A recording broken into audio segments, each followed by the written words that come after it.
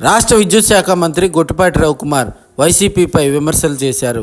గడిచిన 5 ఏళ్లలో ఒక లడ్డూయే కాదు, మద్యం, పాలు ప్రతి ఒక్కటి కల్తీ చేశారని, వ్యవస్థలన్నీ వైసీపీ ప్రభుత్వం నిర్వీర్యం చేసిందన్నారు. ప్రపంచంలోనే హిందువులందరికీ వెంకటేశ్వర స్వామి అంటే ఒక ధైర్యం. ఏ కష్టం వచ్చినా ఆయన పాదాలకు మొక్కుకొని వస్తాం. తిరుపతిలో డెకరేషన్పై సంతకం చేసి దేవుడిపై నమ్మకం ఉందని దర్శనానికి వెళ్లే సాంప్రదాయాన్ని అప్పటి సీఎం జగన్మోహన్ రెడ్డితో పాటు మంత్రులు కూడా పాటించలేదన్నారు.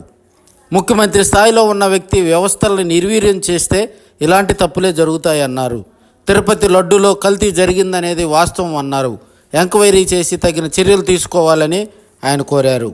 మాజీ మంత్రి బాలినేని పార్టీ మారటం ఆయన ఇష్టమని, వాళ్ళ నాయకుడిపై నమ్మకం లేక వేరే పార్టీలకు వెళ్తున్నారని గొట్టిపాటి రవికుమార్ అన్నారు. అది ఆయన రాజకీయం, ఆయనకు అవకాశం చేరాడు. వాళ్ళ పార్టీ నాయకుడి మీద వాళ్ళకి లేని నమ్మకం కాబట్టి పక్క పార్టీలో చేరుతున్నారు. గడిచిన 5 సంవత్సరాలు ఒక తిరుపతి లడ్డే కాదు, అన్నీ కూడా కల్తీలేనమాట.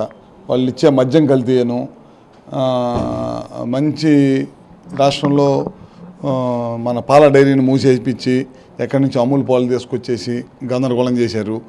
వ్యవస్థలన్నీ కూడా గడిచిన 5 సంవత్సరాల్లో వ్యవస్థలన్నింటినీ కూడా నిర్వీర్యం చేశారు వైఎస్ఆర్ ప్రభుత్వం. అదే కాకుండా రాష్ట్ర ప్రజలే కాదు, దేశ ప్రజలే కాదు, ప్రపంచ ప్రజలందరూ కూడా హిందువుల మనోధైర్యం, అదేవిధంగా హిందువులకి వెంకటేశ్వర స్వామి అంటే ఎనలేని ఇష్టం, ధైర్యం. మనకి ఏదైనా బాధ వస్తే వెళ్ళి వెంకటేశ్వర స్వామి పాదాల దగ్గర మొక్కుకొని వస్తాం అన్నమాట, ధైర్యాన్ని ప్రసాదించమని. అట్లాంటి నమ్మకాన్ని ఇవాళ వైఎస్ఆర్ ప్రభుత్వం ప్రజల నమ్మకాన్ని, విశ్వాసాన్ని చెడగొట్టింది.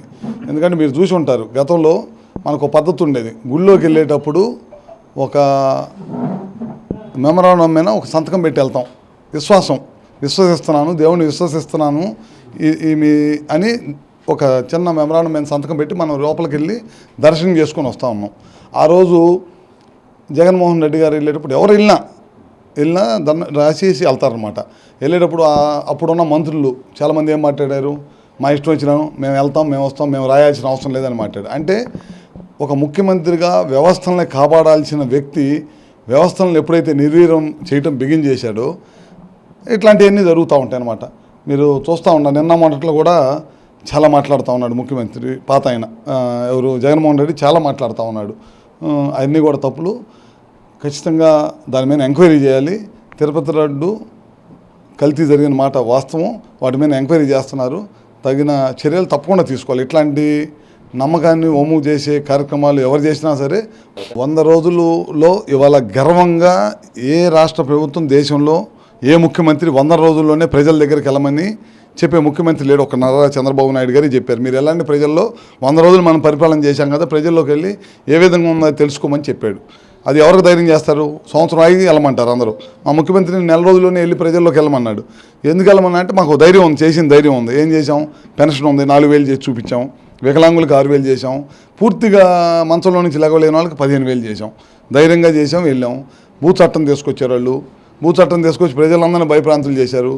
ఈ ప్రభుత్వం అధికారంలో రాగానే భూ చట్టం రద్దు చేసింది. అసెంబ్లీలో ఫస్ట్ తీర్మానం పెట్టి భూ చట్టాన్ని రద్దు చేసింది. ఇవాళ ప్రజల్ని భయభ్రాంతుల నుంచి విముక్తి కలిగించి స్వేచ్ఛగా వాళ్ళ గుండెల మీద చేసుకుని నిద్రపోయే స్థాయికి తీసుకొచ్చాము. అదేవిధంగా 175 అన్నా క్యాంటీన్లు రద్దు చేశారు. పొద్దున్నే నిద్రలేంగానే చాలామంది కార్మికులకి, చాలామంది పేదలకి అన్నం పెట్టి, వృక్ష కార్మికులు, పొద్దునే జీవనం బతికే వాళ్ళందరూ కూడా మనం ఇవాళ అన్నా క్యాంటీన్ మళ్ళీ ఓపెన్ చేసేసి 100 ఓపెన్ చేసాం. నిన్న మొన్నట్లో 75 ఓపెన్ చేసాం. బ్రహ్మాండంగా ఇవాళ పొద్దున్నే 3 పూట్ల ఒక పూటకు 5 రూపాయలతో భోజనం పెట్టే కార్యక్రమం చేస్తాం. 3 కార్యక్రమాలు చేసాం. ఇది కాకుండా 100 రోజుల్లో విపత్తు వచ్చింది. మొన్న ఈ మధ్య మీ అందరికీ తెలుసు, దాదాపు 15 రోజుల పాటు విజయవాడ ప్రజలందరూ కూడా చాలా ఇబ్బందికరమైన పరిస్థితులు ఎదుర్కొన్నారు.